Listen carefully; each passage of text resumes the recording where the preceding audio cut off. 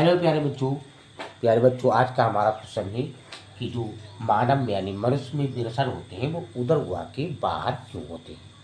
तो ये biology class 12 का जो मानव जनन है उसी चैप्टर से लिया गया है। तो प्रकृति का सिस्टम एक अजीब सिस्टम है। तो प्रकृति को पता है कि विरसन के अंदर शुक्राणु बनते हैं, स्पर्म बनते हैं। तो जो मानव का जो शरीर होता है उसका सामान्य तापमान जो होता है वो 37 डिग्री सेल्सियस होता है और शुक्राणु बनने के लिए जो है तापमान 37 डिग्री सेल्सियस से कम होना चाहिए। तो उदर गुहा से, उधर मतलब जिसे उधर बोलते हैं पेट वगैरह को, अब पेट के बाहर ही सारे, गुहा मतलब खाली जगह, तो उससे बाहर होता है। तो इससे ये फायदा होता है कि जब बाहर होते हैं विरसण तो वो बाहर के यानी वातावरण से उसका संपर्क रहता है और तापमान कम रहता है।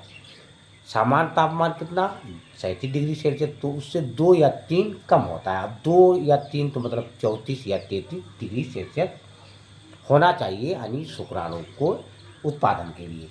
तो मानव में विरसण टेस्टर बोलते हैं। मानव में विरसण उदर गुहा के बाहर एक थैलीनुमा संरचना जिसको हम बोलते हैं विरसण कोष बोलते हैं, इसलिए स्थित होते हैं कि शुक्राणु जनन के लिए यानी शुक्राणु को बनाने के लिए शरीर के सामान्य तापमान कितना होता है 37 डिग्री सेल्सियस से लगभग यानी 2 या 3 डिग्री सेल्सियस कम तापमान की आवश्यकता होती है और शरीर के सामान्य तापमान से यानी कम तापमान शुक्राणुओं को परिपक्व स्वस्थ बनाए रखते हैं और शरीर के अंदर यदि होते तो शुक्राणु यानी जीवित ही नहीं रहते, शुक्राणु का उत्पादन ही नहीं होता। उस शरीर के जो आंतरिक भाग है उनका उसके ऊपर दबाव भी पड़ता रहता।